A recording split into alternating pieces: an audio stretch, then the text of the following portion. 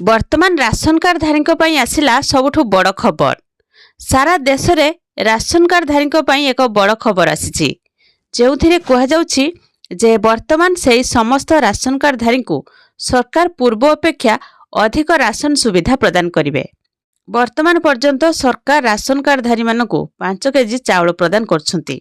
यह व्यतीत सरकार राशन कार्ड धारी अनेक बड़ परिवर्तन करछंती, जार लाभ एवं समस्त उपलब्ध होगाकू जाउछि। तेबे आपण माने राशन पाइबे एवं सरकार एथिरे कोन परिवर्तन कहिसंती से संबंध रे आसंतु जानिबा।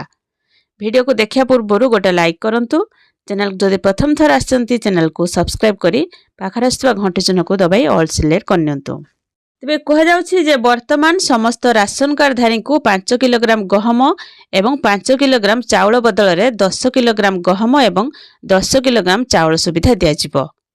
जदि आपण मध्य एक राशन कार्ड धारक अटंती एवं राशन कार्ड माध्यम प्रदान करा जायथिबा राशन लो लाभ प्राप्त करंती तेबे आपण वर्तमान ठारू अधिक राशन लो लाभ पाई परिबे। एहा व्यतीत समस्त राशन कार्ड धारी को किछि आर्थिक सहायता मध्य प्रदान करिवे। वर्तमान सरकार समस्त राशन कार्ड धारी को 2000 रु 5000 टंका पर्यंत आर्थिक सुविधा प्रदान करने को जाउछंती। एही आर्थिक लाभ सहित देशर कोटी कोटी परिवार बहुत साहाय्य पाइबा आरंभ करिवे।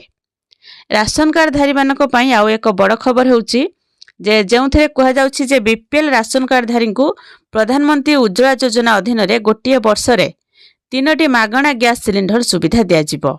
एहा सहित आयुष्मान कार्ड माध्यम रे सरकार समस्त अर्थनैतिक पछुआ एवं गरीब लोकन को आयुष्मान कार्ड तैयारी करिवार सुযোଗ देउछंती।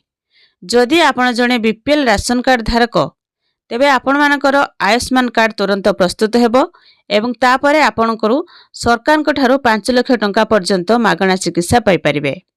आउ आपण मानकर राशन कार्ड अछि कि नहीं कमेंट बॉक्स रे कमेंट करिके जणैबे।